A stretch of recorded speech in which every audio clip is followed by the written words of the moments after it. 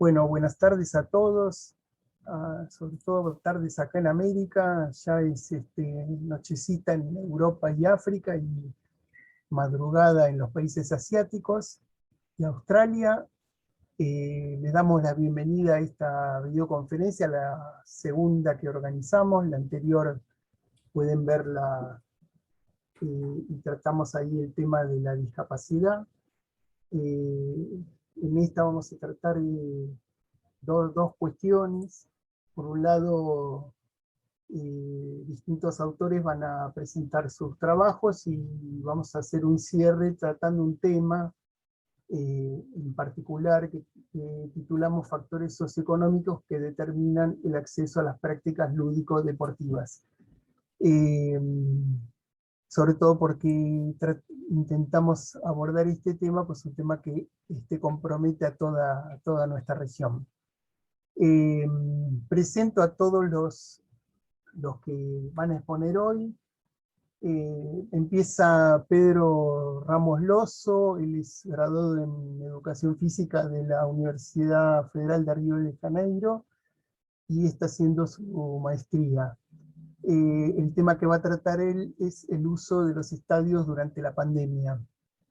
Luego Luis Mateus Ramos, el licenciado bachiller en Educación Física y una maestría en Educación Física Escolar por la Universidad Estadual Paulista Julio de Mesquita Filho, y va a tratar el tema de la enseñanza de los deportes desde la perspectiva crítico-superadora. Después el doctor Roberto Jiménez, que es doctor en Educación Física, investigador de posgraduación por la Universidad de la Ciudad de Sao Paulo. Él escribió un trabajo sobre el tema del juego en la educación inicial. A continuación, Fabio Brum, él es graduado en licenciatura plena en Educación Física por la Universidad Federal Rural de Río de Janeiro, especialista en psicopedagogía, en gestión escolar y coordinación pedagógica, y trabajó el tema del clima motivacional en educación física escolar.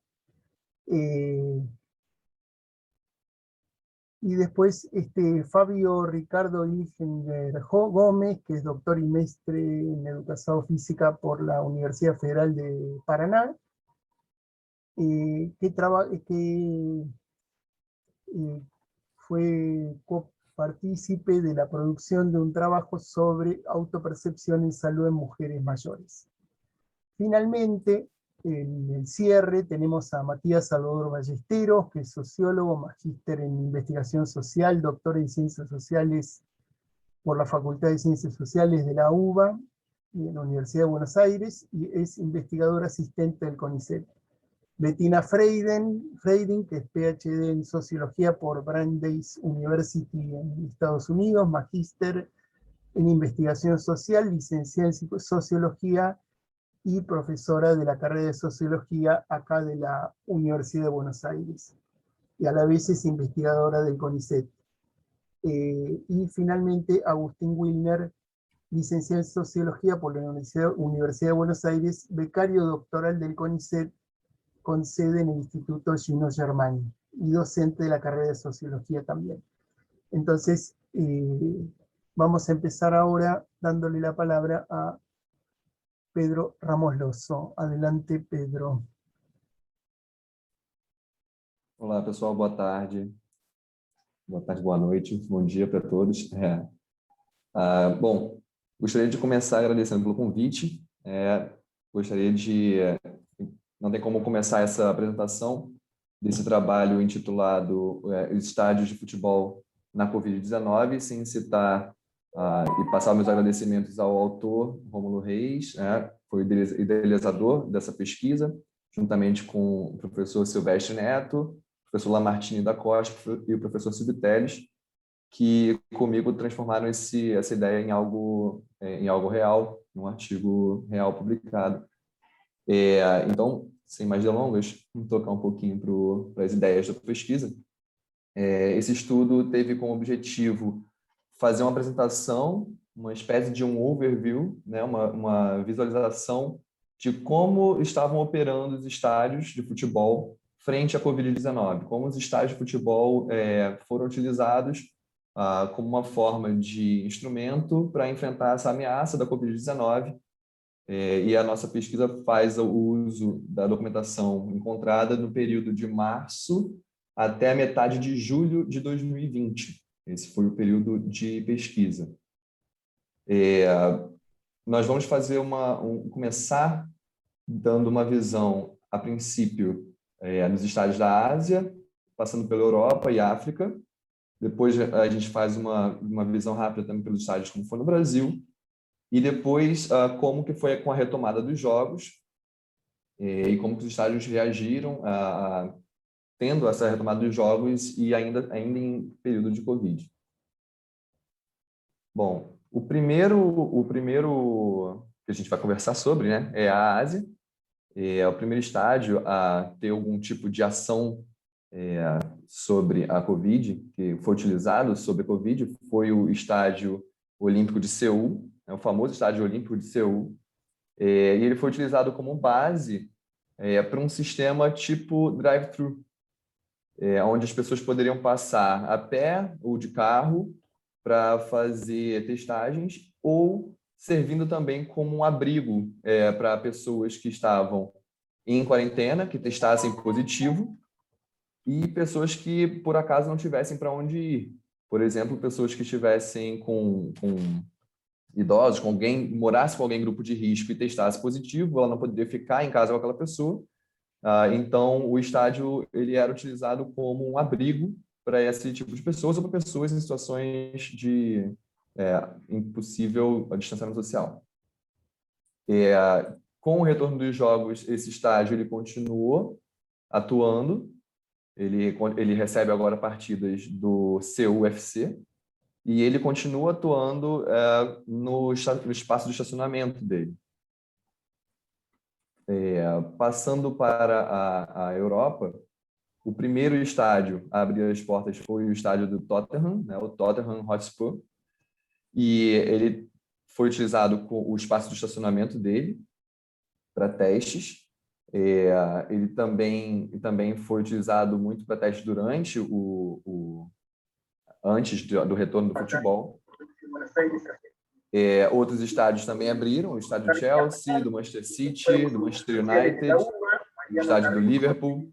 Todos eles se disponibilizaram para trabalhar e para atuar com um sistema de testagem. A Inglaterra foi um país que atuou muito com a testagem das pessoas.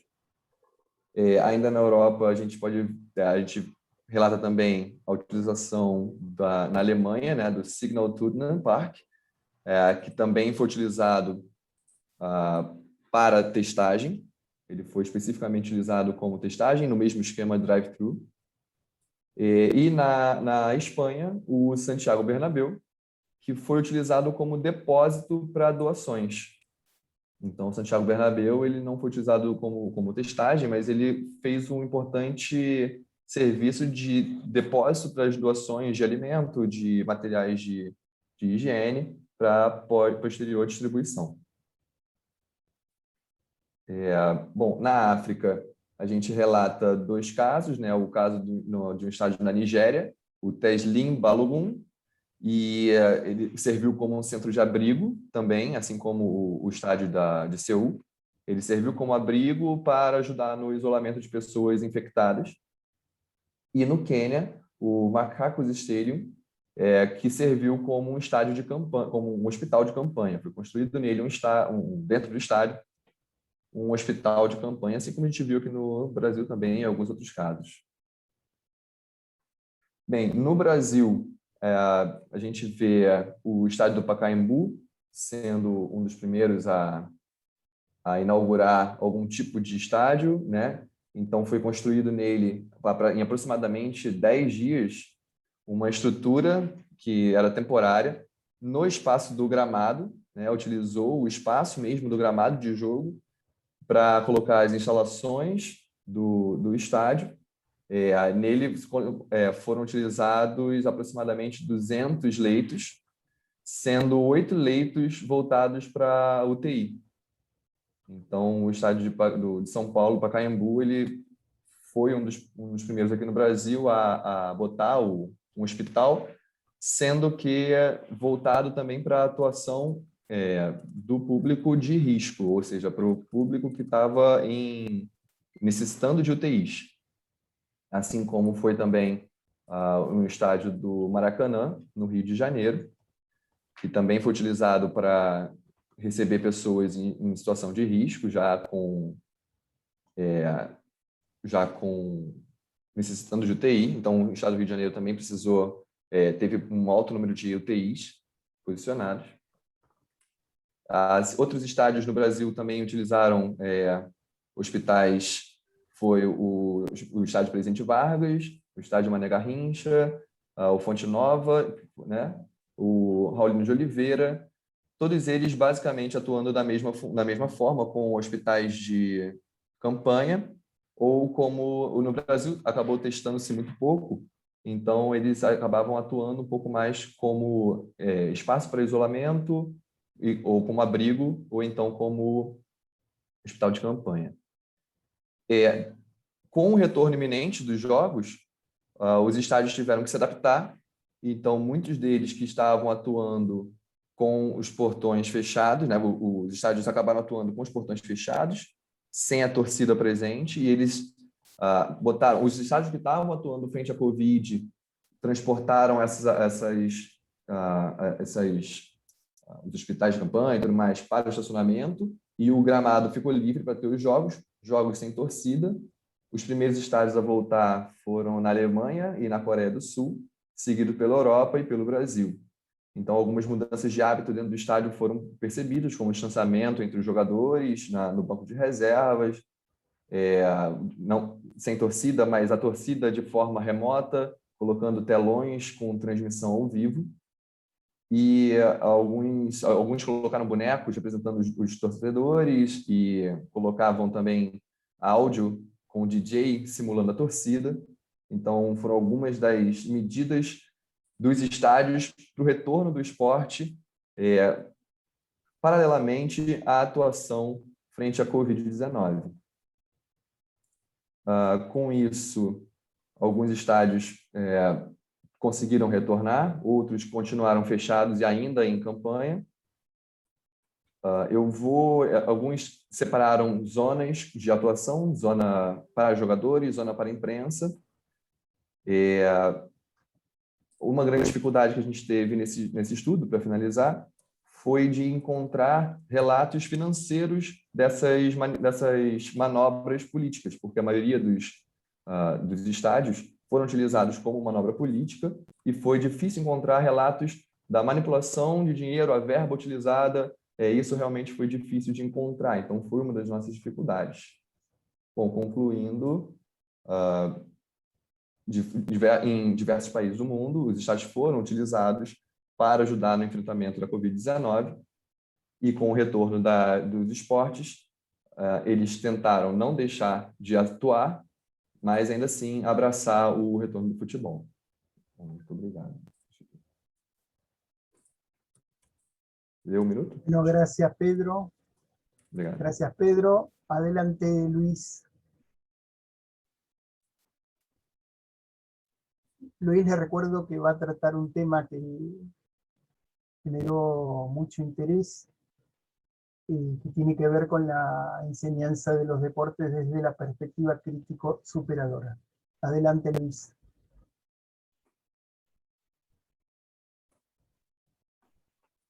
Espera que no se te escucha.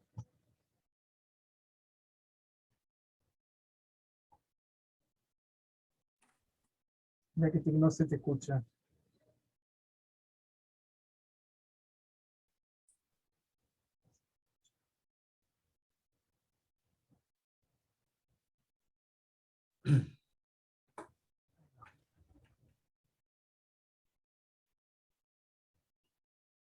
No se escucha el audio de Luis. Tenés que, a Está ver si activado. puedes empezar a hablar, Luis.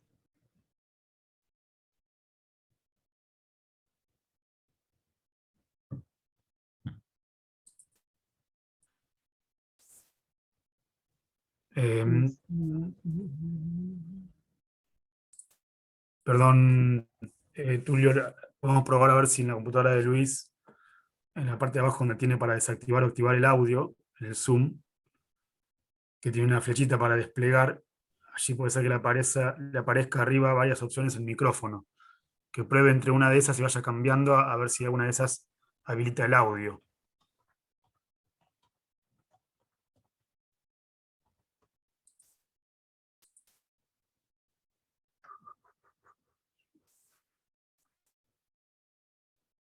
¿No?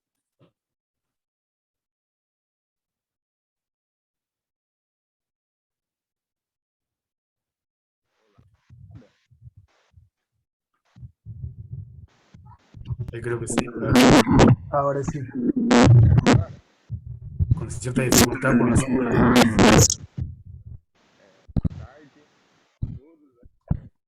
va mejorando. Volumen. No, no. No, está mal. Está mal el sonido.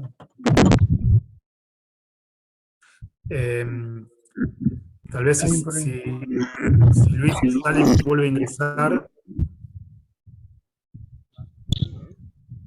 No, Igual hay un problema con su micrófono. sí, es el micrófono. Porque ahí tenemos el número de Luis, pero Sí, es un a ver. problema de micrófono. No. Decile, salí y vuelve a entrar. ¿Vale? Y volví a Sí. entrar.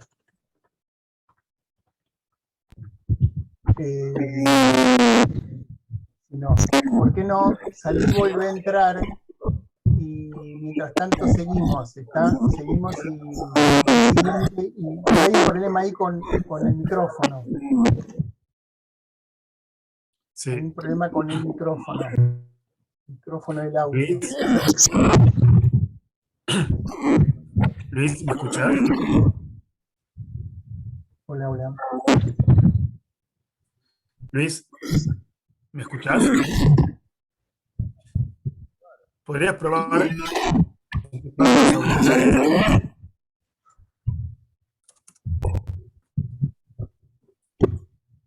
Luis.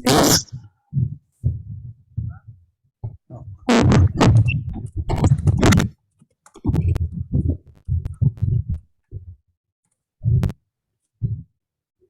Probamos con otro. Probemos con Roberto. Probemos con Roberto. Si podés entrar a ver si sigue el problema del sonido. A ver si es un problema de Luis o es un problema del sonido en general. Adelante, Roberto. Bueno, Roberto trabajó el tema del juego en la educación inicial. Adelante, Roberto. Boa tarde, boa noite ou bom dia, dependendo do horário que as pessoas estiverem assistindo. Eu agradeço a oportunidade, o convite, pela possibilidade de participar. Esse trabalho foi elaborado, ele foi a dissertação de mestrado de uma estudante do programa que eu oriento. O nome dela é Thalita Amorim, eu sou coautor. Ela foi a primeira convidada que a apresentaria. Ela não pôde, ela tinha um outro congresso nesse momento, já estava também, então... por esse motivo eu apresento o trabalho.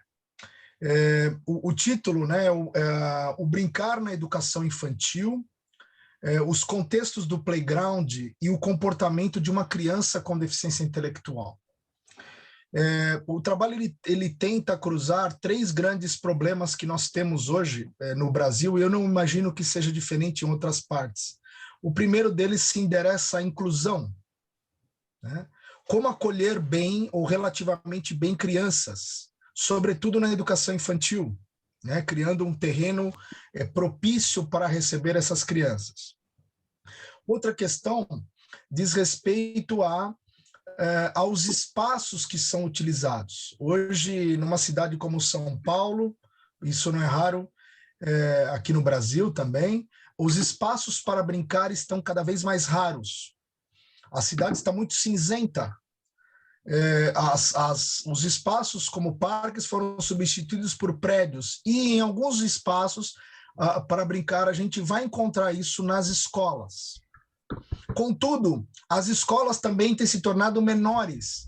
O governo não dá conta de atender um grande número de crianças e ele tem feito concessões e os espaços para brincar têm ficado cada vez menores nas escolas. Existem hoje escolas adaptadas em casas que foram transformadas em escolas, não foram escolas projetadas. Então, obviamente, nos remete a pensar no espaço e como ele é utilizado pelas escolas por parte das crianças.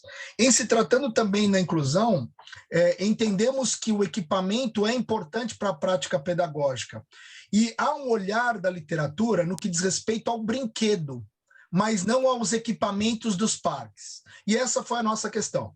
Quisemos perguntar, no primeiro momento, quando a criança vai, ela está na escola, e ela vai ao playground, ela vai ao espaço para brincar, quisemos perguntar como ela explora aquele espaço, que possibilidades ele oferece sobre o ponto de vista de inclusão. Essa foi a nossa pergunta, fundamentalmente, do estudo. Nós utilizamos como meio para estudar isso a etologia. A etologia ela foi muito utilizada para estudar comportamento animal, querendo o comportamento de aves, macacos, e ela tem sido utilizada em alguns experimentos na área da psicologia e na área da própria pedagogia.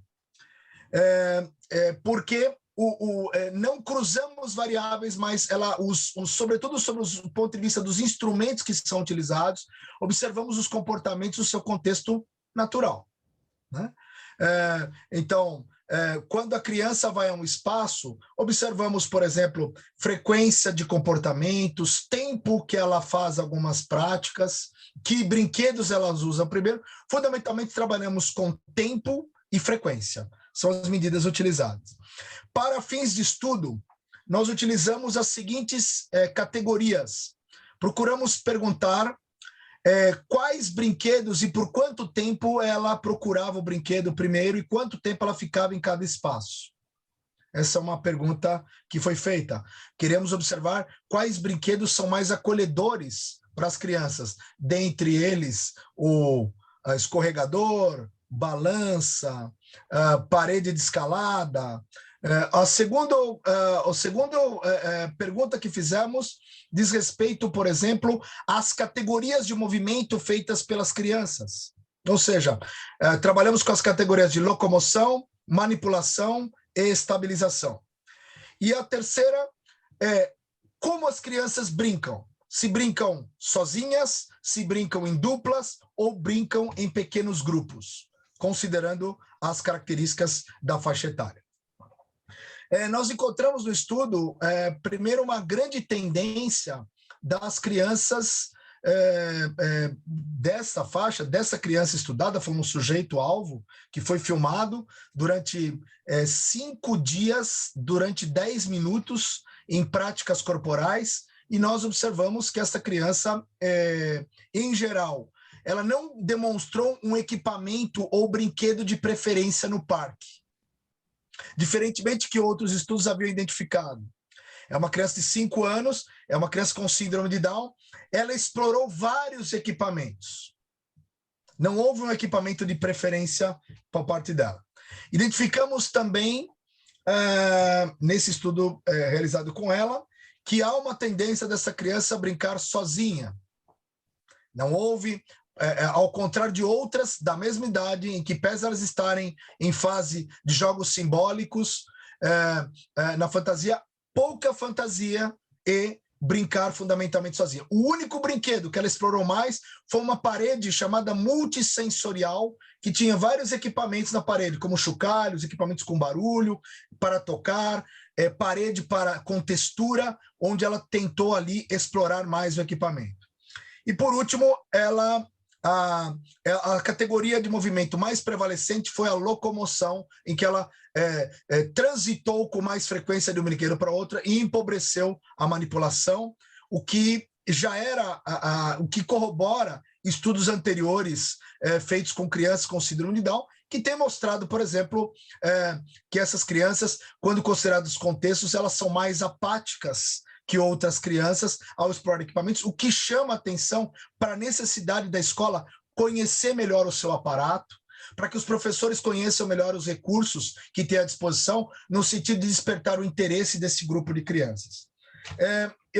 Por fim, para concluir, nós levantamos primeiro a necessidade de que as escolas repensem os equipamentos destinados à educação infantil, sobretudo em se tratando do universo da inclusão. Segunda perspectiva que levantamos é que no brincar, independente do equipamento disponível, emergem propriedades que a criança estabelece com ele, que a priori não são de controle do professor. E que, nesse sentido, o olhar mais amplo, sistêmico, pensando na ideia, e temos trabalhado com a ideia de contexto, e contexto não é algo pré-determinado, mas que emerge dessa possível interação, deva ser considerado numa perspectiva mais sistêmica, sobretudo no universo da educação infantil. Por último, duas questões fundamentais: a necessidade de que professores participem de uma forma mais efetiva da estruturação de equipamentos de parques, sobretudo daqueles orientados à educação infantil. É uma realidade aqui no Brasil que, grande parte das vezes, esses parques são concebidos a partir da perspectiva de arquitetos, a partir das perspectivas de engenheiros, e professores participam pouco com o olhar sobre as necessidades das crianças. E, por fim, que as políticas públicas também levem em consideração, na concepção desses parques, as necessidades ou demandas de inclusão. É isso. Bueno, Roberto, te agradecemos mucho. Y personalmente nunca habíamos podido compartir un espacio después de tantos años de intercambiar. Desde 2006, Guo Sember. Sí, sí, en realidad quería recordar, si me lo permiten, quería recordar hoy a dos profesores. Bueno, uno es Guyo Sember, que el 30 de junio se cumplieron 45 años de que fue desaparecido. Fue desaparecido en el año 76. Así que quería recordar, ya que lo trajiste acá a la sala, y también recordar a Emilio Gutiérrez, que murió de COVID hace 2 semanas. Era también un compañero de ruta como son muchos de ustedes. Con él hicimos varios trabajos, fue de alguna manera el que lideró la investigación para recuperar la historia del Campeonato del Mundo de básquetbol que ganó Argentina en 1950, que bueno, por motivos políticos todos esos jugadores fueron sancionados y se los castigó por haber ganado un campeonato del mundo, y por motivos políticos los sancionados fueron ellos, ¿no? Así que bueno, quería recordar esos dos, y bueno, afirmarte ese gusto que me da que podamos compartir, Roberto, con vos estos espacios, y bueno, y que podamos seguir haciéndolo, Les comento que uno de los motivos que se suspendió hace 2 semanas, que yo tuve COVID, mi mujer y yo nos enfermamos porque mi mujer tuvo que salir una madrugada a llevar a la mamá que estaba descompensada, y bueno, pasó toda una noche en una sala que después se enteró que era la sala de los que iban por COVID, y bueno, yo después estuve una semana bastante complicado. Por suerte ya estoy recuperado, pero bueno, mi recomendación para todos es que se cuiden, que no arriesguen en la medida de lo posible, pero bueno, yo la verdad que estuve más de 1 año y medio casi encerrado, y la verdad que no recomiendo a nadie pasar por ese momento, ¿no? Es una situación de incertidumbre y de molestia que bueno, para muchos lamentablemente no es el final de su vida, ¿no? La verdad que es bastante triste. Bueno, vamos a seguir adelante con Fabio Brum, que él trabajó el tema de clima motivacional en educación física. Fabio, adelante. Boa tarde, bom dia, boa noite a todos, buenas tardes. Agradeço, né, primeiramente ao convite, por participar na apresentação dessa videoconferência, a oportunidade de estar sendo expositor de um trabalho que faz parte do recorte da minha dissertação de mestrado. Então, esse trabalho da avaliação do clima motivacional nas aulas de educação física tem como principal problemática a desmotivação dos alunos nas aulas de educação física. E o clima motivacional ele se insere com as ações, mais precisamente assim, propriamente ditas, dos professores nas aulas com os alunos. As suas ações implícitas e explícitas influenciam no sucesso e no insucesso desses alunos nas aulas. Então, mediante a teoria de orientações às metas, orientação às metas de logro, eu pude compreender um pouco melhor a perspectiva, através da perspectiva motivacional, o que tem impactado esses alunos para não estarem participando e engajados nas aulas de educação física. Então, a partir disso, eu tento trazer alguns conceitos dessa teoria, trazer alguns motivos da não participação dos alunos nas aulas de educação física, trazer uns instrumentos que servem para a avaliação desse clima motivacional nessas aulas e, por fim, alguns resultados aplicados de instrumentos para avaliação do clima motivacional. Então, primeiramente, a teoria de orientações às metas, ela abrange duas vertentes básicas que regem o indivíduo a percepção de sucesso e de habilidade no contexto, vamos dizer, das aulas de educação física. Seria a orientação para a tarefa e a orientação para o ego. Essa orientação para a tarefa também diz respeito, ou orientação para o ego, diz respeito às ações do professor nas aulas. Então, quando o professor enfatiza que a aprendizagem e o desenvolvimento das habilidades é importante durante as aulas, ele está enfatizando orientações para a tarefa durante o contexto de suas aulas. E quando ele enfatiza a comparação ou a superioridade de um aluno perante outro, ele está enfatizando o ego. Então, basicamente é isso. Avançando com relação à pesquisa, um dos motivos que foi levantado na minha dissertação para a não participação dos alunos nas aulas de educação física seriam basicamente o excesso de tecnologias, o uso excessivo dessas tecnologias, as experiências pregressas dos alunos, ou seja, experiências pregressas negativas, a baixa percepção de competência na realização das atividades e também a insatisfação com as atividades e também com os professores. A partir disso, alguns autores eles têm levantado a importância da avaliação do contexto de ensino para engajar esses alunos, ou melhor, compreender o que tem conduzido à não participação efetiva durante as aulas. Então, a avaliação aqui, nesse caso, não é a avaliação classificatória, a avaliação eminentemente de ranking, de melhor ou pior, e sim uma avaliação que compreenda, acompanhe e auxilie os alunos a sua participação efetiva, prazerosa, de exercício, de aprendizagem durante as aulas de educação física. Então, nessa perspectiva, essa avaliação ela pode ser feita através de alguns instrumentos.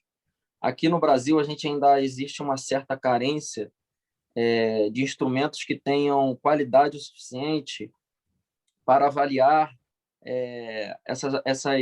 esse clima motivacional nas aulas de educação física. Isso é um problema no nosso país. São poucos instrumentos traduzidos, adaptados e validados para a nossa realidade que podem ser usados com certa qualidade aqui em nosso meio. Então, nesse levantamento, eu também trouxe, na verdade, dois instrumentos, que ele foi um dos primeiros instrumentos utilizados para a verificação do clima motivacional, que é o Target.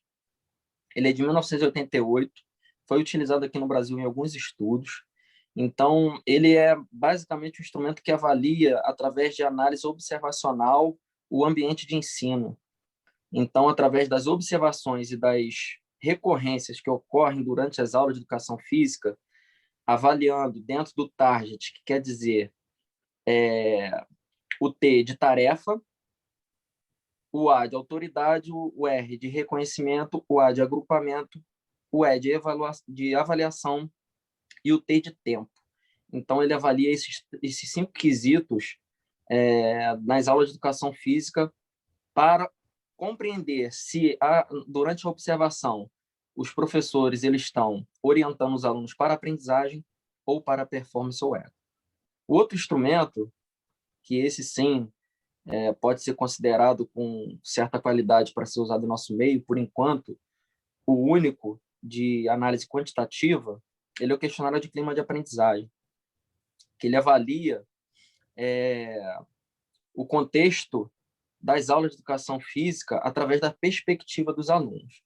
Então, é um instrumento aplicado aos alunos para que eles exponham a percepção deles nas aulas de educação física. Então, vai ter lá as questões vinculadas tanto para a tarefa como também para o ego e também o suporte à autonomia dado pelos professores a esses alunos nas aulas. Eu trouxe alguns resultados, e os resultados eu vou trazer um compilado, na verdade, porque são muitos resultados. Então, um compilado com a aplicação desses 2 instrumentos, o TARGET e o questionário de clima de aprendizagem, foi que a orientação para a tarefa é que maior traz benefício aos alunos durante as aulas de educação física e a sua participação efetiva, com prazer e empenho durante as aulas. Então, a maioria dos estudos trouxe isso. Nas conclusões, eu trago que eu não quero aqui, isso é importante frisar, demonizar os professores, porque nós sabemos que eles não são os únicos responsáveis por essa desmotivação nas aulas ou desinteresse discente para a prática de educação física na escola. A gente sabe que são outras variáveis que também influenciam os alunos a essa participação ou esse desinteresse nas aulas de educação física, que são as estruturas, né, a falta de estrutura, a falta de materiais, como já referido, né, as experiências pregressas negativas, o bullying.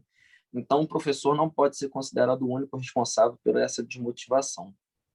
Por fim, eu trago nesse estudo que eu espero, na verdade, que os professores, né, apliquem mais a parte motivacional durante as aulas de educação física, para eles que possam compreender e também incentivar os seus alunos a esse envolvimento nas aulas como benéfico para a sua vida, tanto escolar como no futuro.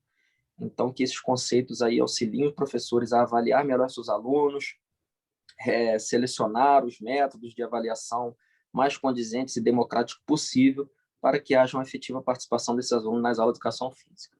E aqui eu encerro a minha fala. Obrigado. Gracias, Fabio. Muito obrigado. Bueno, vamos a intentar nuevamente con Luis. Boa tarde. Deu certo agora? Esses problemas técnicos, né, dessa nova demanda, né, desses trabalhos remotos, mas a gente vai se acostumando com isso, né? Então, como o Túlio já falou anteriormente, né, meu nome é Luiz Matheus, eu sou licenciado em Educação Física e mestre em Educação Física Escolar pela Unesp de Bauru. O artigo, né, que nós vamos falar um pouquinho agora, intitulado Possibilidades e Limitações do Ensino dos Esportes a partir da perspectiva crítico-superadora, foi escrito juntamente, né, com o meu professor de mestrado e orientador, Willer Soares Bafei. Então, começamos apresentando ao leitor a problemática referente à recorrente subordinação do esporte aos valores e códigos contidos na sociedade capitalista, sendo que essa subordinação, né, ela acabaria por interferir tanto no trato conhecimento como no processo didático-metodológico utilizado para o ensino dos esportes na escola. Então, diante desse quadro, né, que compreendemos, né, ser preocupante, né, compreendemos, então, tem a urgência de seguir uma teoria educacional capaz de levar o professor a desempenhar práticas pedagógicas de resistência a esse processo alienante. Então, em função dessa percepção, levantamos a seguinte questão: É possível que o professor implemente de forma consciente o ensino dos esportes a partir da perspectiva crítico-superadora no seu contexto educacional? Assim, então, nosso objetivo foi investigar as possibilidades e limitações do processo de ensino dos esportes, sistematizado a partir dos fundamentos da perspectiva crítico-superadora.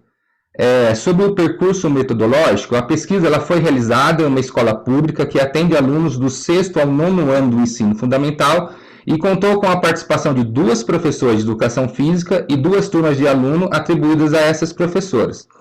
A sistematização das nossas ações desenvolvidas na pesquisa, ela seguiu os pressupostos do estudo de campo, que se desenvolveu por meio de 3 fases. A fase exploratória, onde ocorreram os encontros formativos com as professoras, que culminou na construção da unidade didática, elaborada a partir da perspectiva crítico-superadora. A fase do trabalho de campo, onde as professoras ministraram essas aulas da unidade didática para os seus alunos. E a fase do tratamento dos materiais, onde ocorreu a ordenação, classificação e análise dos dados. Em relação aos dados, eles foram obtidos por meio da transcrição das entrevistas realizadas nos encontros formativos e durante a avaliação da prática pedagógica.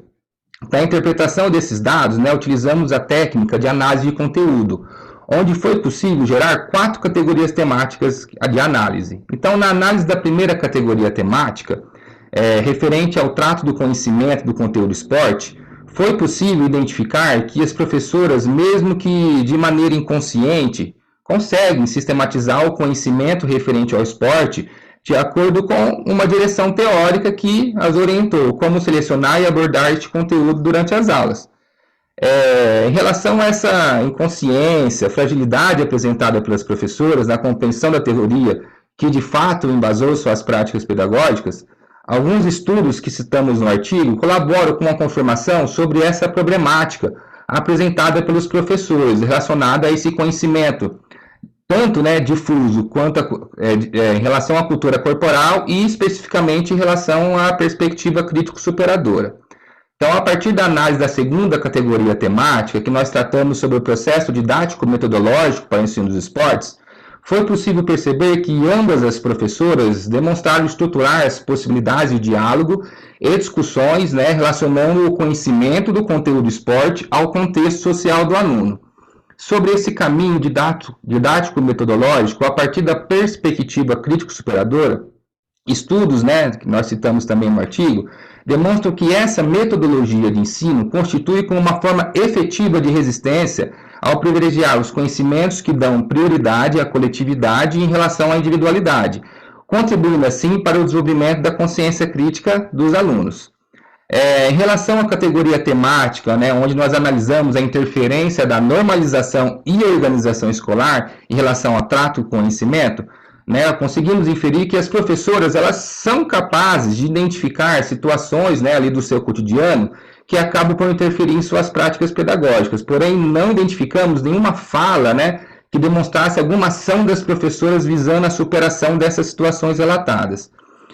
Em relação a essa falta de esclarecimento das professoras, estudos apontados no artigo colaboram com a compreensão que uma escola que tem como base o capitalismo acaba por impossibilitar que o professor implemente uma proposta pedagógica crítico-superadora.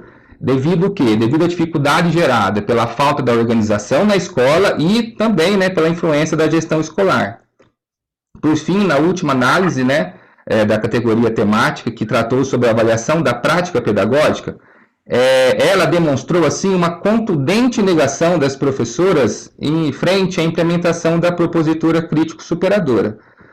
Colaborando com essa situação, foi possível identificar diversas pesquisas acadêmicas que citam também, da mesma forma, a resistência dos professores frente à implementação da perspectiva crítico-superadora, mesmo que esses professores também tenham passado por formações teóricas sobre essa referida perspectiva do ensino da educação física. Bom, frente a essas constatações levantadas por meio da pesquisa, chegamos às seguintes conclusões.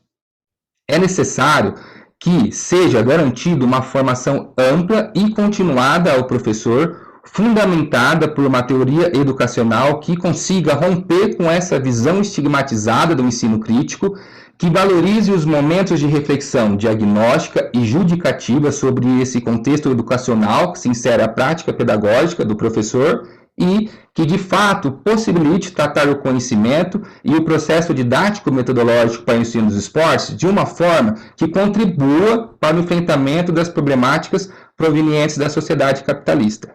E assim eu encerro a minha fala, Túlio. Muito obrigado pela oportunidade. Obrigado para você.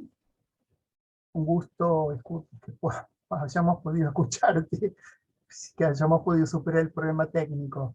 Bueno, adelante Fabio Ricardo Ilgenberg Gómez, que va a tratar el tema de autopercepción de salud en mujeres mayores. Primeiramente, bom dia, boa tarde, boa noite, a quem nos esteja assistindo. Agradeço o convite do professor Túlio, pela FDportes, essa importante revista que nos coloca essa possibilidade de reunirmos para discutir um pouco a ciência em meio a esse processo pandêmico, que nos assola, de todas as maneiras. Então, eu começo falando exatamente, do nosso trabalho e trazendo, na verdade, quem foram os autores, Eu sou um dos coautores desse trabalho, E o autor é o professor mestre Fabiano Nazar, Participou também a mestre Cíntia Fernanda, a mestre Mariana Arruda e os nossos orientadores, do professor doutor Valdomiro de Oliveira e a professora doutora Gislaine Cristina Vagetti, que são professores coordenadores do grupo de pesquisa em envelhecimento humano. Então, esse texto, na verdade, a gente buscou tratar dessa autopercepção de saúde. O que seria essa autopercepção? Ou seja, como que o idoso se vê em relação à saúde, E a gente tentou relacionar isso a aspectos da qualidade de vida, visto que as idosas que participaram desse estudo são idosas praticantes de atividade física,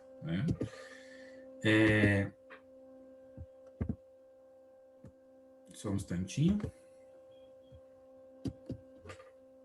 Então, esse nosso estudo ele é um estudo quantitativo, transversal, do tipo correlacional, onde a gente buscou, através do objetivo, verificar a associação dessa autopercepção de saúde com a qualidade de vida, das idosas que praticavam atividade física e, consequentemente, a relação entre esse tempo despendido de atividade física e a sua percepção de saúde. Através do cálculo amostral, foram questionadas 333 idosas que participaram do estudo, e são idosas praticantes de atividade física da cidade de Francisco Beltrão, aqui no estado do Paraná, Brasil, E nós utilizamos como instrumentos o instrumento sociodemográfico, que trouxe uma pergunta relacionada à questão como que o idoso se percebia em relação à sua saúde. Utilizamos o IPAC, o RUCOL-OUT e também fizemos o cálculo do IMC, Foi coletado o peso e a altura das idosas, e o cálculo do IMC, porque nós utilizamos algumas variáveis sociodemográficas, inclusive o IMC, controlamos elas na inferência estatística.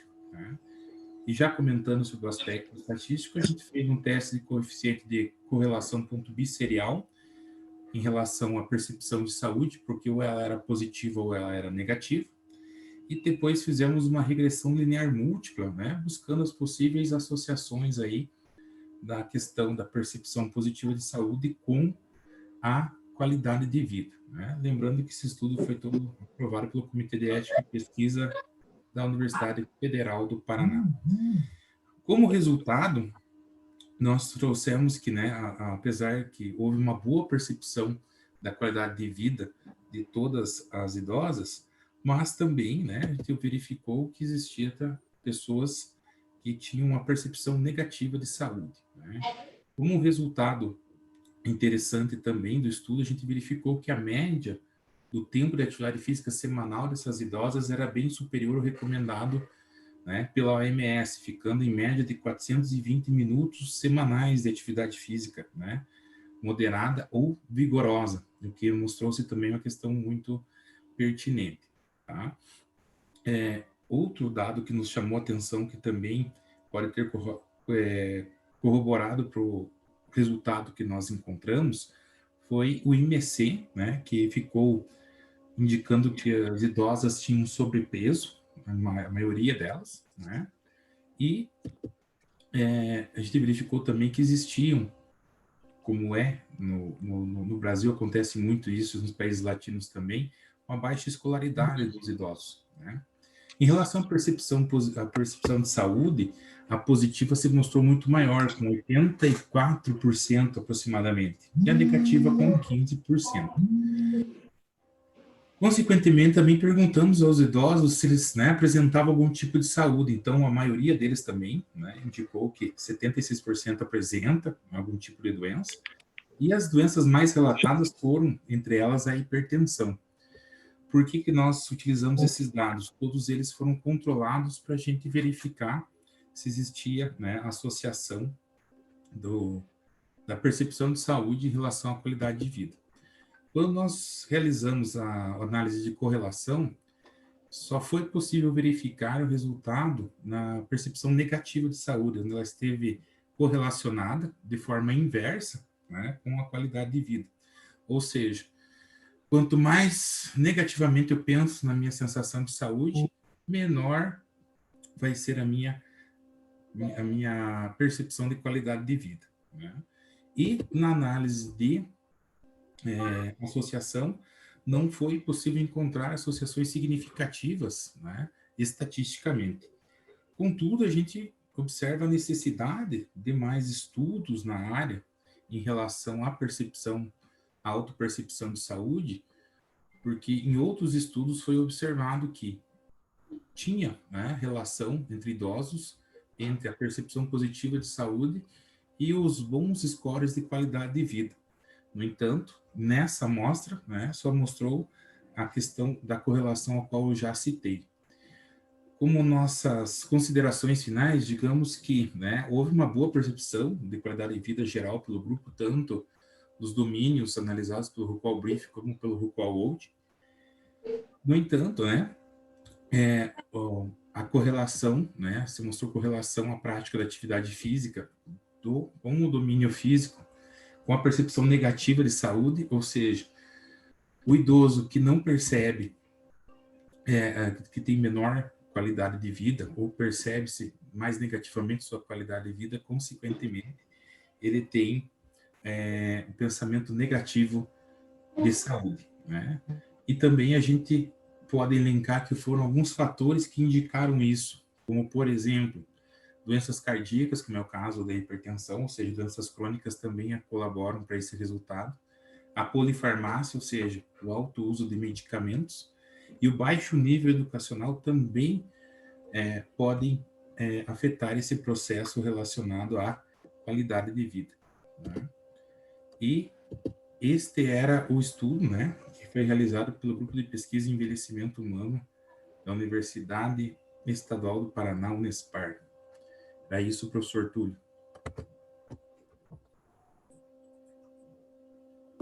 Bueno, te agradezco mucho,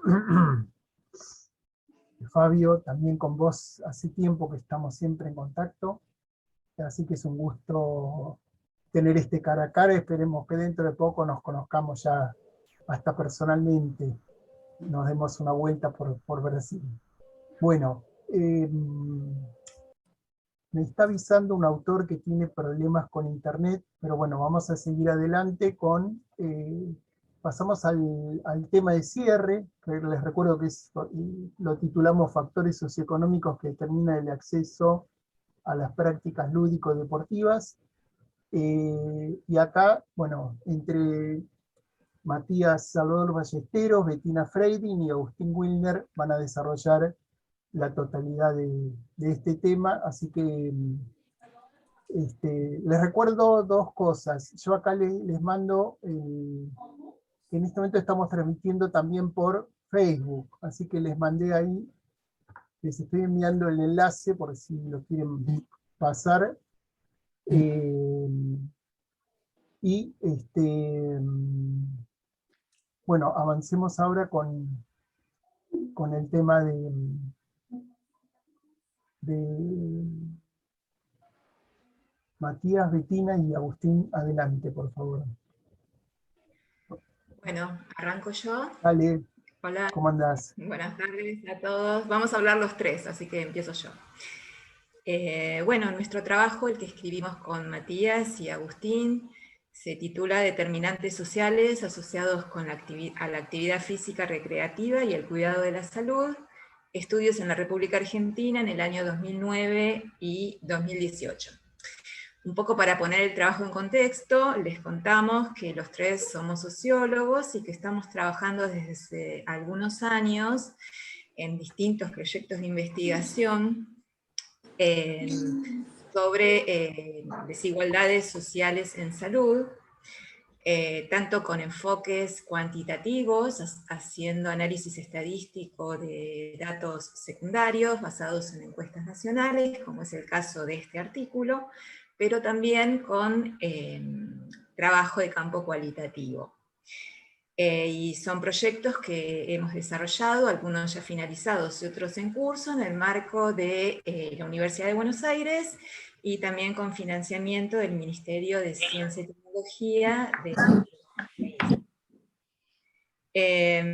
nosotros venimos estudiando las desigualdades e inequidades en salud, referidos a distintos ámbitos o dimensiones de inequidades, vinculados con la salud ambiental, el acceso a los servicios de salud, y en relación a distintas prácticas protectoras de la salud, entre las cuales se encuentra la práctica regular de actividad física y deporte, que es el foco del artículo que publicamos en este número de la revista.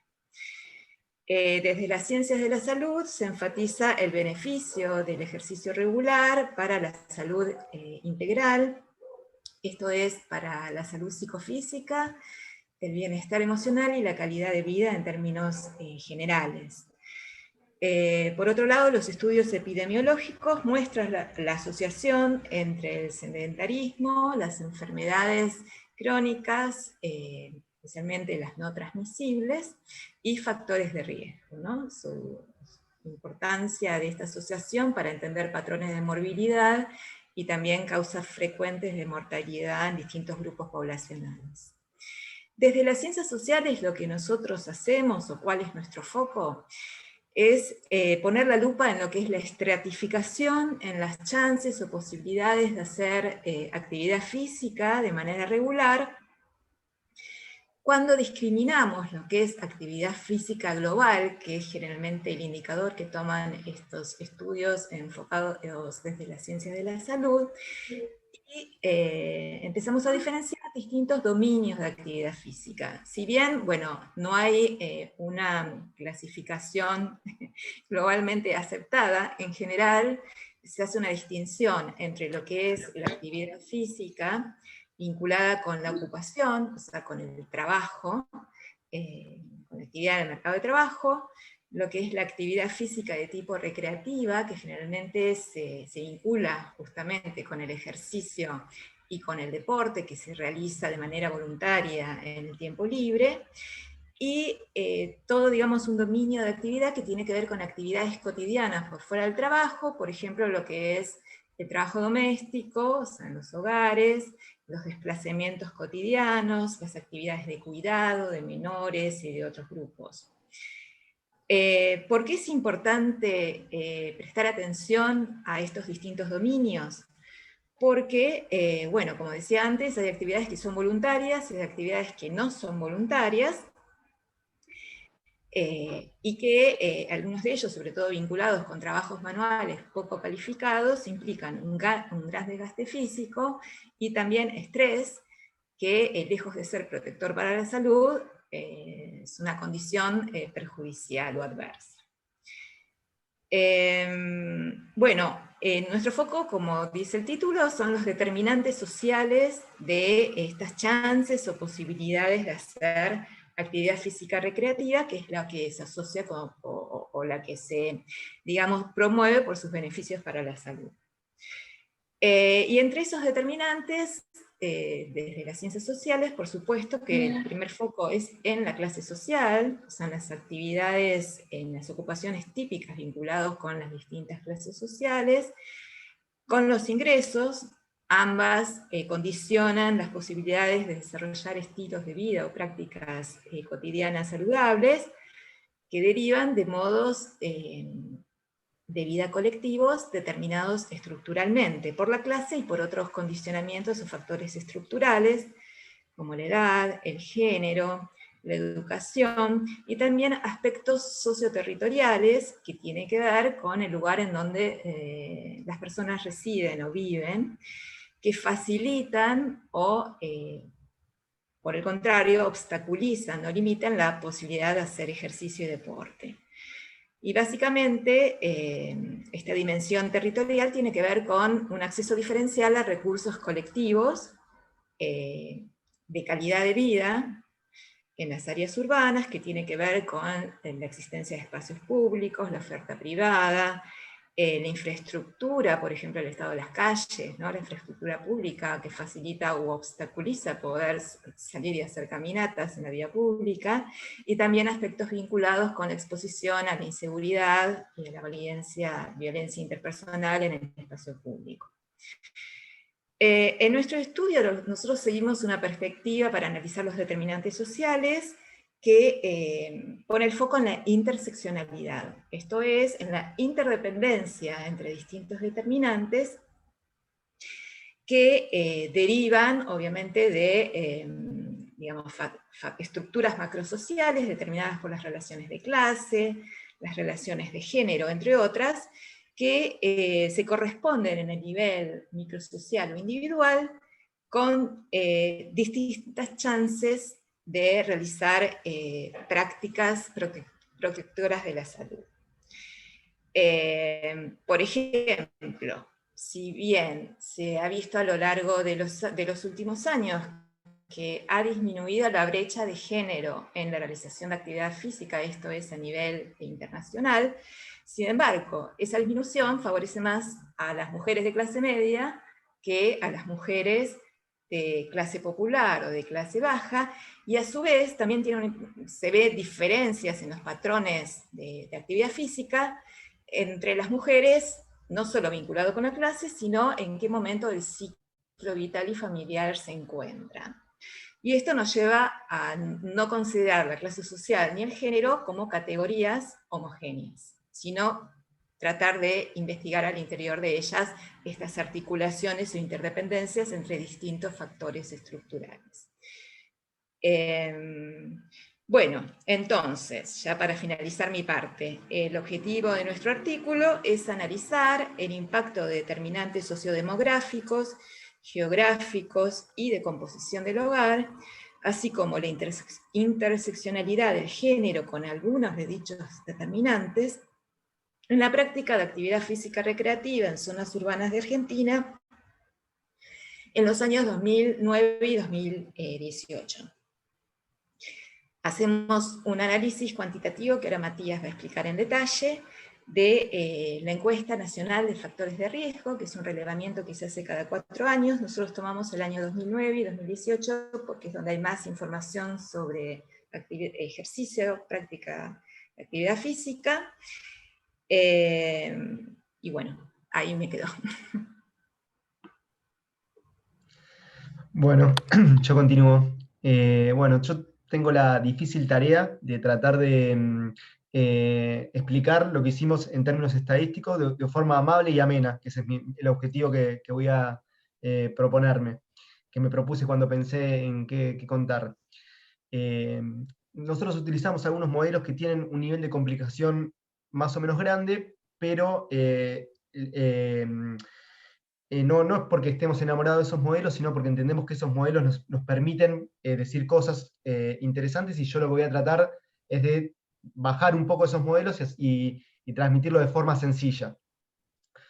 Bueno, como comentó Bettina, lo que nosotros hicimos fue analizar las desigualdades en la práctica de una modalidad de actividad física, que vamos a, para llamarla de forma sencilla, una modalidad de actividad física recreativa, a partir, en principio, de un análisis bivariado con distintas variables como ingreso, nivel educativo, género, grupo etario, región del país y presencia de niños en el hogar.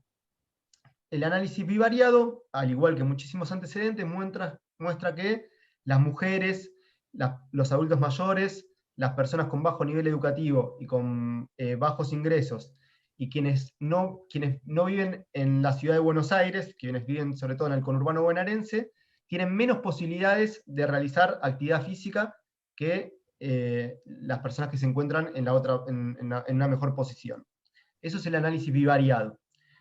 Luego pasamos a un análisis de una regresión logística binaria, que lo que nos permitió ver es controlar cuál es el efecto de cada una de estas variables una vez controlada el efecto de las otras. Todos sabemos que las personas que tienen más nivel educativo también tienden a tener más ingreso. Entonces estos modelos lo que nos permiten mostrar es, una vez controlado el efecto del ingreso, ¿sigue teniendo peso el efecto del nivel educativo? Bueno, entonces lo que la regresión logística nos permitió mostrar es que sí, efectivamente, a igual ingreso, el nivel educativo continuaba teniendo un efecto sobre las posibilidades de realizar actividad física. Hasta ahí es lo que se denomina modelos aditivos, ¿sí? Esto es como bastante similar a otros trabajos, y lo que mostramos es que todas las variables tienen un efecto neto propio. Lo que pasamos luego es a la incorporación de interacciones al interior de las regresiones logísticas binarias, que ahí se complica un poquito más, y la consideración de los modelos, y se denominan modelos multiplicativos. Pero dicho de una forma muy sencilla, lo que nos permitieron mostrar estos modelos es que las desigualdades de género tienden a ser mayores cuando en los hogares de bajos recursos económicos y de bajos recursos educativos, y entre la población más joven y en la población en los hogares en los que hay niños. ¿Qué quiere decir esto? Que no es lo mismo, las desigualdades de ser mujer para poder practicar educación física, de ser mujer y de pertenecer a un hogar de bajos ingresos, no es la sumatoria de ser mujer y de pertenecer a un hogar de bajos ingresos. Esa combinatoria de esas dos situaciones le agrega una desventaja extra por fuera de la sumatoria de las dos partes por separado. Entonces, bueno, lo que nos permitieron mostrar estos modelos es que tanto para el año 2009 como para el año 2018, las desigualdades de género son mayores en los hogares que hay niños, que tienen niños de hasta 10 años, en los hogares que son de bajos niveles educativos, en los hogares de bajos recursos económicos, y en la población más joven. Bueno, hasta ahí llegué. Bien, bueno, hola, buenas tardes a todos y a todas. Yo voy a tomar la última parte de nuestro artículo y resumir brevemente la discusión y las conclusiones a las que llegamos, luego desde el enfoque conceptual que mencionó Bettina y luego el análisis que resumió Matías. Bueno, hicimos un análisis desde la perspectiva de los determinantes sociales de la salud, integrando variables sociodemográficas, geográficas y de composición del hogar, y lo que encontramos es, como ya adelantó Matías, es que persisten los patrones de desigualdad para la realización de actividad física recreativa entre 2009 y 2018. Esto lo vemos a partir de la persistencia del efecto de variables estructurales como el quintil de ingreso, el grupo etario, la educación formal, el género y la región de residencia, y concuerda con los antecedentes en el país que señalan que son estos grupos, los grupos con menor nivel educativo, con mayor edad, y las mujeres los que presentan niveles más bajos de actividad física recreativa, teniendo en cuenta que en esos grupos pueden predominar la actividad física laboral o por actividades cotidianas, distinguiendo entre estas dimensiones de actividad física que mencionó Bettina. Los datos del 2018 nos permiten además mostrar el efecto de la composición del hogar, donde la ausencia de menores de 10 años aumenta las chances de hacer actividad física recreativa. Luego, considerando particularmente el efecto de los modelos multiplicativos, como mencionó Matías, vemos que los modelos de regresión logística que introducen las interacciones muestran que las desigualdades de género son mayores en los sectores de menores ingresos y los grupos más jóvenes en ambos años, tanto en 2019 como en 2018. Y que la presencia de menores de 10 años aumenta las desigualdades de género, presumiblemente por la carga desigual del trabajo doméstico y del cuidado infantil que resta tiempo libre a las mujeres. En este sentido, encontramos que la disponibilidad de tiempo para el cuidado personal y para realizar actividad física se puede entender a partir de las desigualdades de género y las desigualdades de clase, teniendo en cuenta sus interacciones, ¿sí? Y esto lo vemos en que las mujeres más jóvenes suelen tener mayores cargas para el cuidado, que se intensifican cuanto menores son menores son las edades de sus hijas e hijos, y a menor nivel socioeconómico del hogar. Y que además las responsabilidades de cuidado varían a lo largo del ciclo de vida, pero que también varían por la capacidad, por los ingresos del hogar, ya que los hogares de mayores ingresos pueden delegar estas tareas de cuidado a través de la contratación de servicios en el mercado. También vemos que la región resulta una variable poco esclarecedora por su alto nivel de agregación. Vemos que las áreas geográficas muy extensas resultan demasiado amplias y no consideran las diferencias internas. La excepción es quizás la comparación entre la Ciudad Autónoma de Buenos Aires y la zona metropolitana que la rodea, que llamamos el conurbano de Buenos Aires. Aún siendo estadísticamente significativo el resultado al que llegamos con nuestros modelos, lo que vemos es que no puede considerar las heterogeneidades internas que tiene esta zona. Las diferencias entre una y otra, de todas maneras, se pueden explicar por la mayor infraestructura pública y privada para la realización de actividad física recreativa en la Ciudad Autónoma de Buenos Aires, y por la percepción del espacio público como inseguro en las zonas de menores ingresos del conurbano bonaerense.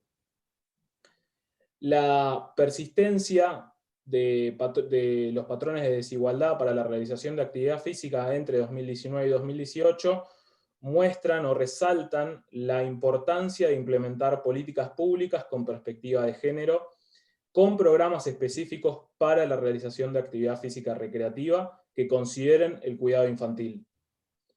Y ya para ir cerrando, vemos, en base a otros antecedentes de sugerencias de políticas públicas, que la inversión en infraestructura pública es el mejor camino para aumentar la actividad física deportiva o recreativa y disminuir las desigualdades sociales, incluyendo las desigualdades de género y por edad.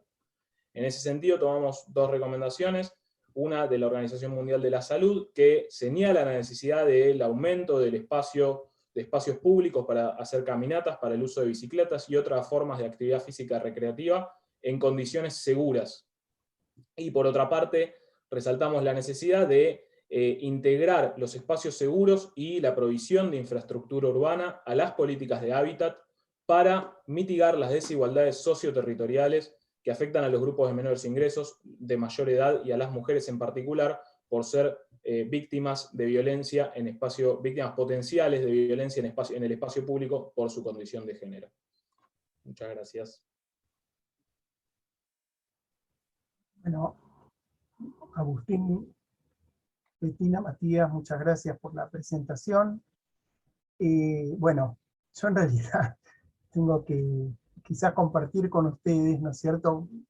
O sea, les hago público y les abro el espacio para la reflexión de ustedes, pero yo llevo en el ámbito de la educación física ya casi 40 años, ¿no? Y no sé si pasa lo mismo en Brasil, pero la frase que siempre escuché y se sigue escuchando es que los profesores, o sea, la gente no hace actividad física porque los profesores de educación física, profesores y profesoras, no generamos el hábito de hacer actividad física. O sea, yo por eso, la verdad, obviamente cuando leí el trabajo de ustedes, de alguna manera contestaba mis 40 años de frustraciones, ¿no es cierto?, de no haber sabido, mío y de mis colegas, de no haber sabido promover el hábito. Pero esta es una frase hecha, yo estoy convencido que en Brasil también debe existir esa frase. Esta cuestión de un fenómeno de orden complejo, reducirlo a, bueno, a una cuestión más bien voluntarista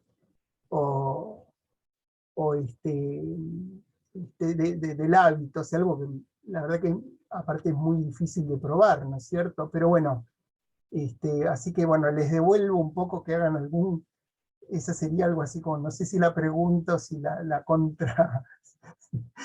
el contraargumento a la investigación de ustedes, ¿no es cierto? Que obviamente genera digamos, una seriedad en cuanto a abordar el tema versus, digamos, esta cosa superficial bueno, de la culpa de los profesores que no saben generar el hábito, ¿no? Bueno, les devuelvo, ¿no es cierto?, la palabra a ustedes. A mí lo que se me ocurre que contestarte, Tulio, con relación a esto, es que tendría que ser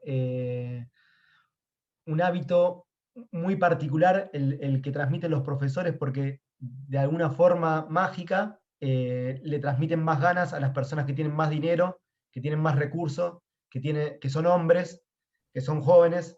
Entonces, bueno, obviamente que no es, digamos, sin dejar de que pueda haber algún efecto de que un docente pueda transmitir mayor o menor pasión, seguramente por las prácticas, y que eso incentive y que tenga algún efecto. Evidentemente, lo que muestran estos estudios y muchos otros trabajos es que hay factores estructurales muy fuertes que determinan las posibilidades de que las personas realicen actividad física, y no habría lógica de cómo poder relacionar eso con simplemente el hábito que transmite el docente de educación física, ¿no? Así que bueno, eso es lo que se me ocurre decirte. No sé si Agus y Bettina quieren completar algo. Sí, completen. Sí, bueno, nosotros trabajamos con población adulta, ¿no? De 18 años y más, que bueno, ya salieron del ámbito de las instituciones educativas. O sea, me imagino que vos te referías a los profesores por ahí de primario y secundario, ¿no? Sí, yo me refería como a eso, agente de pero motivación. no, pero digamos, parte creo que incluso algún documento oficial escribe que parte de la tarea de la educación física escolar es crear el hábito. ¿Entendés?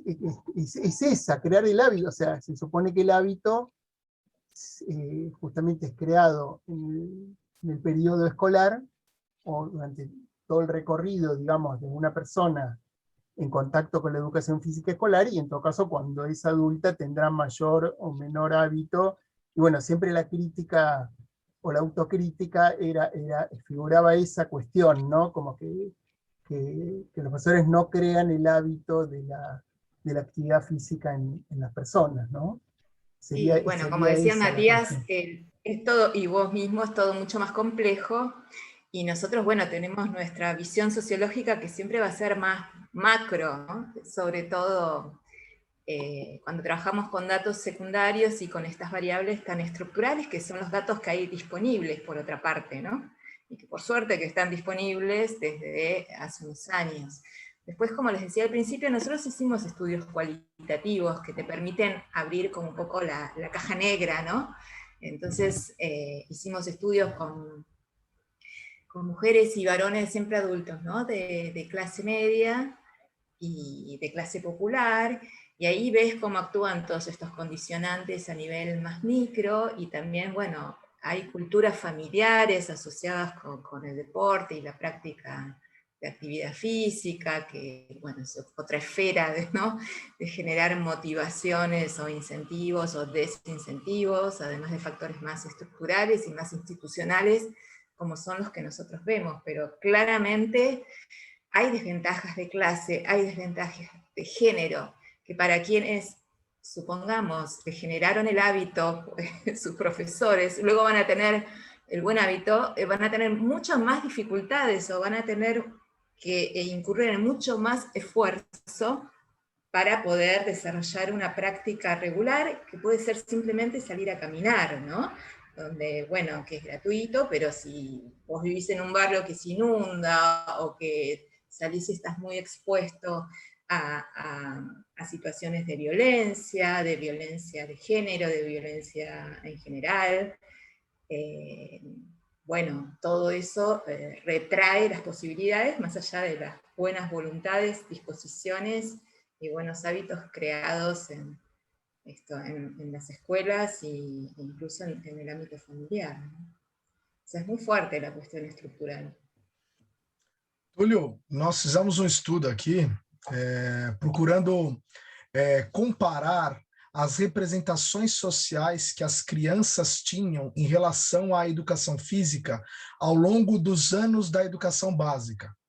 A pergunta inicial de partida foi, a observação inicial, assim, aqui no Brasil é muito comum, temos professores de educação física aí, há uma evasão muito grande das aulas de educação física no ensino médio.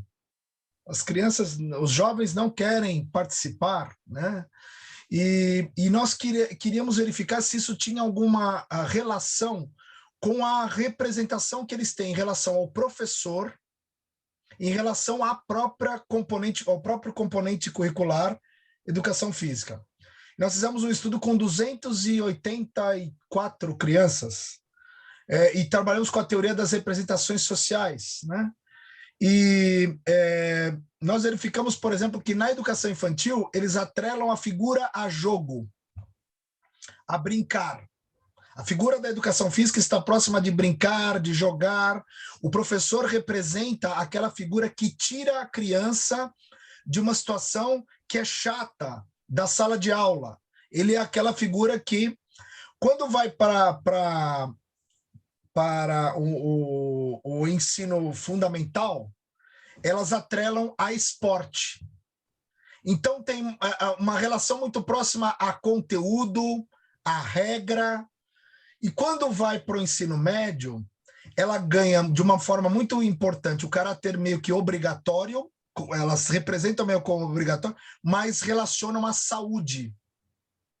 Há uma transição que não precisa, e nesse sentido há um afastamento. Quando elas perguntam a figura do professor de educação física no ensino médio, tem uma relação que os jovens apontam como uma figura, como alguém que é desprovido do saber ou de aquilo que agrega para a área. Então, portanto, eu faço pelo fazer, mas aquele lá, que é o professor, parece que não tem conhecimento para me ensinar. E isso, alguns estudos têm mostrado que é um fator importante que influencia as opções, as práticas corporais, os interesses. Tem uma certa relação. Me ocorreu quando falaram, a tua pergunta, o teu questionamento, não sei se eu fui a um encontro, né, e complementando o que a professora colocou, mas tem um olhar também das próprias representações que existem sobre o componente e sobre o professor. El espacio está abierto. El espacio está abierto para quien quiera decir y aportar. Queria colocar uma questão, né, com Agostinho, Matias e Bettina em relação ao artigo, a produção de vocês. Né, fica muito claro, né, as questões sociais, né, a falta do investimento do governo, investimento público em relação ao acesso de lugares para realizar, né, as atividades, as práticas. Também fica muito claro a relação da segurança, a falta de segurança, especificamente em relação a essa relação de gênero, né, essa questão de gênero para as meninas, né, no caso, né, realizar essa atividade física fora de casa. Mas eu queria, talvez, né, vocês até falaram e eu não consegui compreender, a questão cultural, né, na Argentina. Vocês conseguiram captar alguma coisa nesse sentido? Por exemplo, um preconceito até em relação à estrutura familiar mesmo. Os meninos podem sair mais e as meninas têm que ficar mais dentro de casa, porque essa situação acontece muito no Brasil, até hoje em dia, né? E acaba também por prejudicar né, as experiências, né, as praias, vivências corporais dessas meninas, justamente por essa questão cultural. Vocês conseguiram também identificar essa situação que acaba por interferir nas práticas, nas atividades das meninas, né, essa questão de gênero? Não sei se vocês conseguiram entender bem a questão.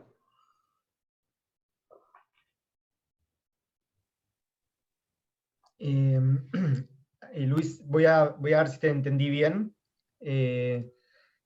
Lo que estás planteando es que hay una cuestión cultural de género que explica por qué las mujeres no realizan actividad física, digamos, ese es el argumento. Y sí, digamos, nosotros, si bien con los datos cuantitativos de este trabajo no pudimos probar eso, sí, es nuestra hipótesis de trabajo, que hay una cuestión cultural que implica que genera que, entre otras cosas, hay una cuestión cultural que genera que las mujeres realizan menos deporte. Pero no solo eso, sino que además que las mujeres de recursos más bajos también tengan menos posibilidades de realizar deporte. O sea, no es solamente las mujeres, son las mujeres de sectores más bajos, porque en los sectores altos, digamos, esas desigualdades son menores, y también es por una cuestión cultural. ¿Sí? Esa sería como la respuesta, me parece.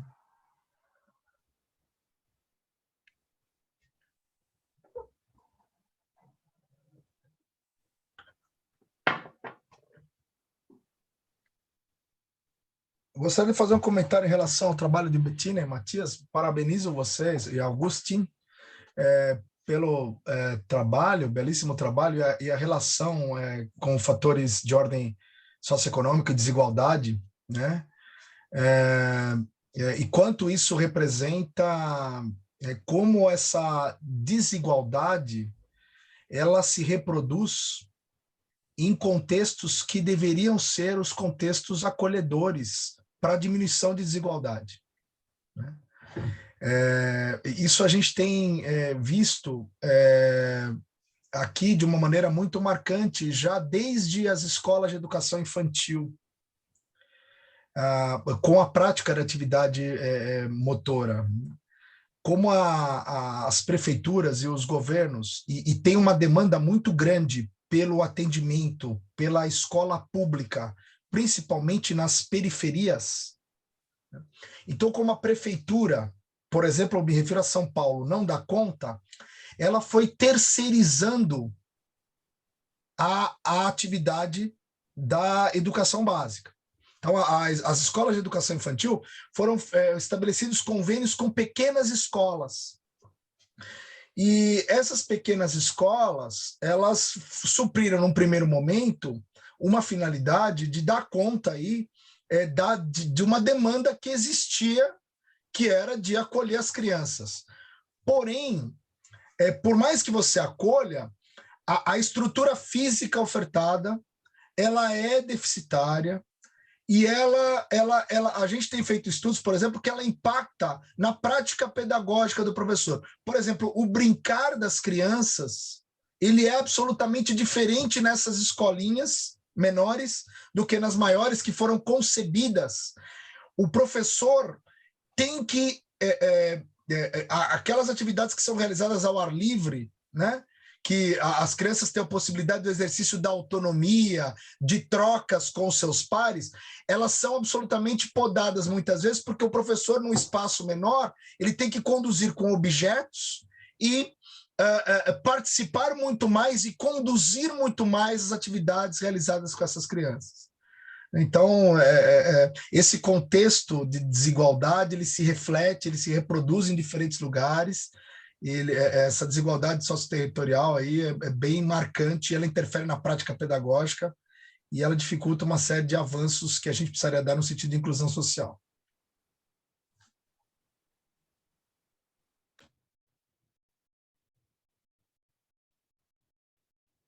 Bueno, vamos a tomar esta frase de Roberto casi como cierre. Desde ya les agradecemos que hayan participado de este encuentro. En breve vamos a articular las presentaciones con los trabajos, así que bueno, seguiremos en contacto. Les agradecemos muchísimo la participación. La verdad que son experiencias que entendemos que son interesantes, son valiosas, producen cruces. Me da la impresión cuando afinamos un poco el sentido de escuchar, nos damos cuenta que estamos mucho más cerca, brasileros y argentinos, y eso que nos dijeron que el idioma nos separa probablemente nos una si tenemos esa capacidad de escuchar. Sobre todo que la revista de su origen asumió este lugar casi de bilingüismo y de intercambio de saberes que a lo largo de los años fue impactando por un lado y por otro, ¿no? O sea, fue la producción de insumos que hoy uno escucha de un lado y de la otra de la frontera, que en otras épocas parecían distintas o separadas, ¿no? La otra cuestión es que también hace unos 30 años, bueno, en realidad todavía sigue, pero los nuestros fueron países que fueron sometidos culturalmente, y la literatura que nosotros leíamos era la misma que los brasileros, o sea, todo lo que venía de Europa o de Estados Unidos. Y ahí empezó a haber ciertos cruces, y después descubrimientos, ¿no? Porque se me ocurre un autor como Paulo Freire, que es un autor universal, de alguna manera rodea cualquier tipo de práctica pedagógica en cualquier lugar del mundo, ¿no? Así que bueno, bienvenido a todos estos encuentros. Saludo poder conocer, aunque sea en cara a cara, con mucha gente que uno lee los textos y piensa, ¿no? ¿Cómo será esta piba? Bueno, ¿cómo seremos? Así que, bueno, un placer y gracias por todos. Y si alguien quiere decir algo, saben que siempre estamos abriendo los espacios.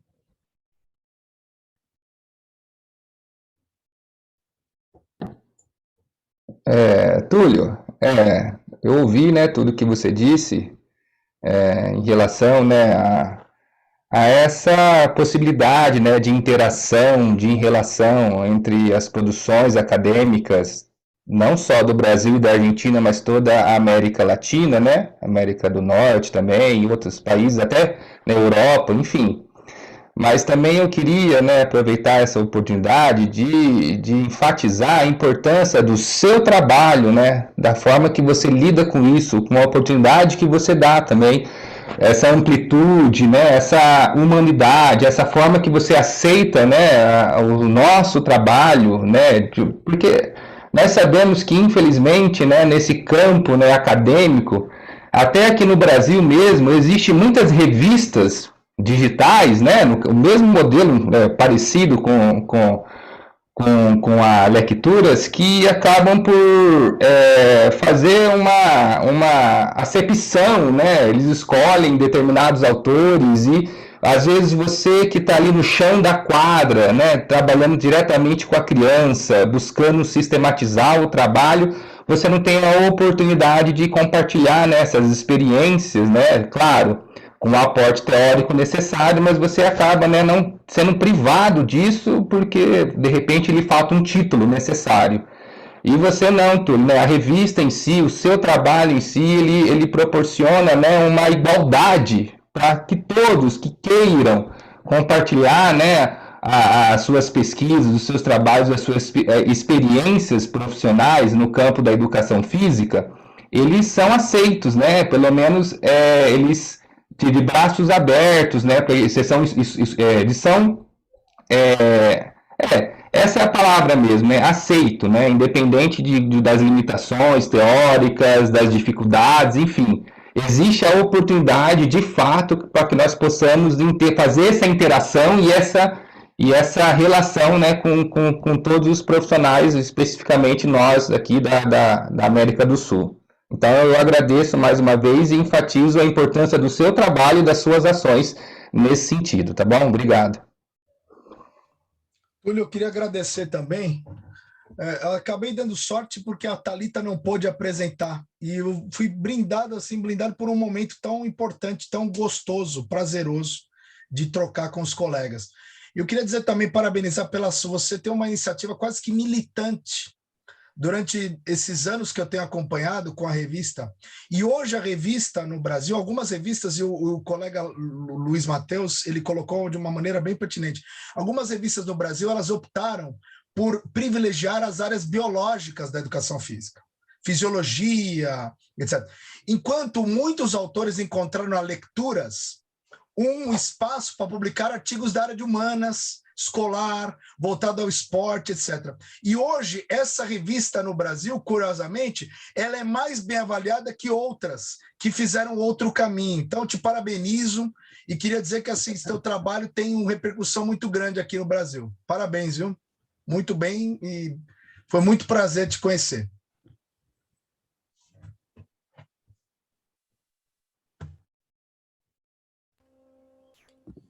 Eu faço minha, né, as palavras do professor Roberto, do professor Luiz Matheus, porque principalmente na questão relacionada mesmo à produção. Digo isso porque o estudo, esse estudo desse artigo, os meus estudos foram todos feitos na área da educação. E muitas vezes chegar com um professor de educação física na área da educação e falar assim, eu vou estudar qualidade de vida e atividade física. E eles se perguntavam, por que você não vai lá para a educação física? Mas, na verdade, era justamente por quê?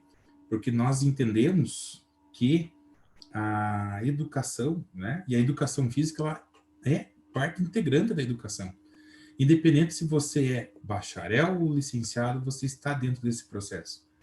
E eu vejo a revista de uma forma, assim, muito carinhosa, justamente porque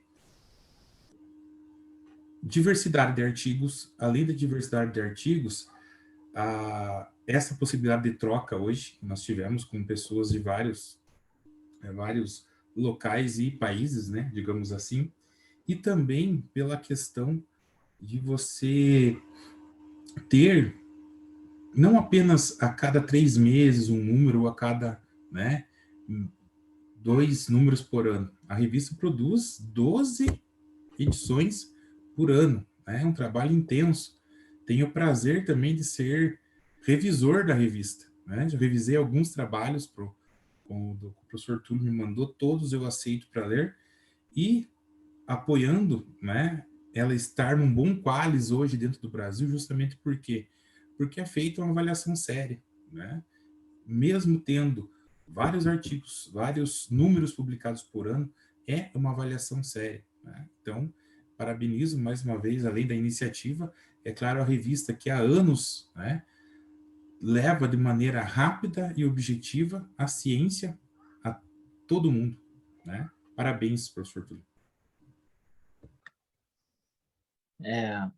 Eu faço das palavras dos colegas, né, dos demais autores dos outros estudos, as minhas. Porque não é fácil, na verdade é bem difícil, né? Eu sou o quê? Tenho 1 ano e vai fazer 1 ano e meio ainda de formado no mestrado. Então, a nossa experiência, no caso, com a produção acadêmica, ela não é ainda tão extensa, né? Como talvez de outros autores ou até de revistas que exigem talvez determinados grupos de especialistas para publicação, para submissão numa revista. Então, a oportunidade da F Deportes, assim, nesse âmbito, ela possibilita isso, a inserção, como eu, desses novos autores, esses novos vamos dizer assim, especialistas na área da educação física escolar, que a gente ainda tem um percurso muito longo a percorrer, mas que é uma oportunidade ímpar, assim. Eu só tenho a agradecer também, não só a questão da oportunidade, mas também como esse local aqui de troca, que eu ainda não tinha visto em nenhuma outra revista. Essas videoconferências dos números, da exposição dos trabalhos. Né? A gente lê uma coisa, ouvir a fala de todos os autores, é outra, e você consegue compreender de forma mais profunda e com outro olhar também. Então, isso também eu agradeço também a oportunidade para esse momento aqui de troca. Gracias. La verdad que sigan hablando, yo ni loco apago acá el canal, yo me quedo acá todo el día. Yo por mí me quedo todo el día acá escuchándolos, ¿eh? Honestamente no. Me encantan los elogios. No, un comentario que te iba a hacer. A ver, los más grandes investigadores de la historia de la humanidad, al principio no los conocía nadie. Está Einstein publicó, digamos, el artículo que cambió la historia de la física y era empleado del correo. O sea, era un don nadie. Entonces, la verdad que yo tuve la suerte en estos últimos 25 años de conocer desde personas, digamos, consagradas, que eran bibliografía, que habían escrito cantidades de libros, o sea, hasta gente que empezó, se tomó el trabajo de estudiar, de investigar, de tener el entusiasmo de preguntarse cosas, de cuestionar, de decir por qué no. Y entonces eso, bueno, encendió una llama que todavía sigue ahí ardiendo, ¿no? O sea, yo lo que intento es que la revista sea esencialmente eso, un espacio de producción, o sea, ahí la verdad que ha publicado gente famosa, conocida, pero también personas que se hicieron famosas ahí. O sea, nosotros ponemos justamente el medio a favor del conocimiento, ¿no? De saberes, y el centro de nuestra vida es estas cuestiones sociales y culturales. Entendemos que acá está el núcleo que tenemos que ir resolviendo. Esto atraviesa todas las prácticas que imaginemos, ¿no? De las prácticas deportivas, educativas, y también incluimos también, ¿por qué no?, trabajos que tienen que ver con la fisiología, con la biomecánica. Obviamente no es el centro de la cuestión, pero entendemos que en muchos casos también tiene relevancia. Así que, o sea, hay saberes que también tienen sus aplicaciones, y nosotros estamos viviendo un periodo de pandemia donde hay que reconocer que el saber médico tiene su peso, o sea, no lo podemos negar, todo lo contrario, pero entiendo que nuestro campo de acción está vinculado a las prácticas corporales, a la práctica de los deportes, que como prácticas culturales, tal como lo explicaron claramente acá, quedó explicado, esto no es algo que se lo toma y ya, sino que hay, son saberes que algunos pueden acceder, otros no, otros a medias, otros, y bueno, ahí detrás, muchas veces la intervención de personas, o sea, personas con buenas ideas, más capacitados, sin duda van a ayudar a construir una sociedad mejor. Lo mío es muy utópico, pero bueno, sigo imaginando eso, ¿no? Pero bueno, yo siempre imagino que bueno, que alguno de ustedes llega a un espacio de poder y puede hacer cosas que cambien cosas y mejore la vida de muchas personas. Ese es siempre el sueño que está presente, ¿no? Y eso permite que la revista siga saliendo, siga avanzando, siga empujando. De toda la gente también que hoy está colaborando, sobre todo en el aspecto de los arbitrajes. Para nosotros hoy eso es una parte clave de la revista, porque eso nosotros podemos dar fe de la calidad, en parte gracias a eso, ¿no? Entonces, todo esto de la gente que ayuda, que participa, es clave, ¿no? Y bueno, a mí me interesa que la gente vea en la revista algo distinto de otra revista, que tiene su propio sentido, su propia cultura, sus propios valores, y que si alguien nos ha seguido en el tiempo habrá visto que lo hemos mantenido a rajatabla, ¿no? O sea, nunca hemos renunciado. Y un poco lo que escuché acá, o sea, nosotros jamás buscamos ningún qualis de nada. En realidad, el qualis siempre imaginamos que va a ser efecto de lo que alguien ve, de la producción, del trabajo que se hace. Así que bueno, queremos mejorar el qualis, siempre queremos mejorar, ¿eh? No crean que nos conformamos donde estamos. Pero bueno, esa es un poco la idea. Bueno, les agradezco nuevamente muchísimo.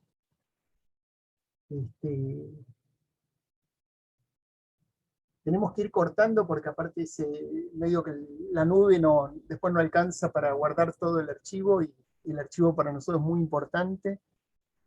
Así que, en todo caso, si alguien quiere que sigamos, me dice y combinamos otro día. Yo siempre estoy disponible para estas propuestas, así que, bueno, sigamos en contacto. Así que...